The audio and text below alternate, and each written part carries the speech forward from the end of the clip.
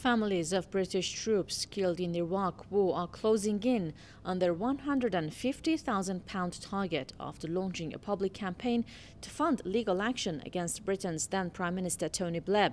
The former British PM has been under pressure since the publication of a controversial Iraq inquiry. The report, known as the Chilcot Inquiry, claims that the UK could have avoided engaging in the deadly war on Iraq.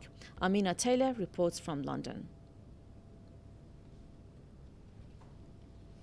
It was perhaps as much of an apology as Tony Blair was ever going to make.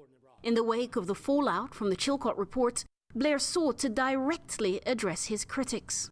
I feel deeply and sincerely, in a way that no words can properly convey,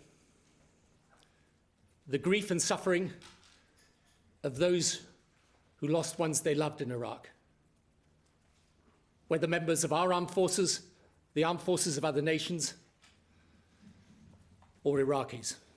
This message fell on deaf ears from the Iraq War Families campaign group, who used the Crowd Justice website to call for donations to a fund which would help put the case forward that Blair had committed malfeasance in public office to justify a war that cost 179 British troops their lives. The International Criminal Court, the ICC, had earlier ruled Blair had no case to answer. There's a sense of simmering anger from campaigning families who are aware that even if they continue to raise enough money to keep Tony Blair's name associated with complicity in taking the country to war, because of cabinet rules as a former prime minister, Tony Blair has indemnity for all decisions taken whilst in office.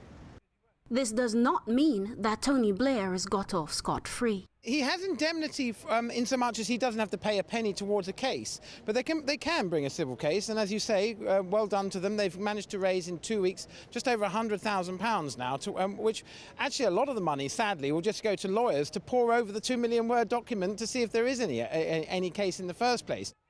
Families of the war dead may have their case strengthened when the House of Commons debates a motion to find Tony Blair in contempt of Parliament later this year, arguing that the former Prime Minister misled the House when he presented the case for war.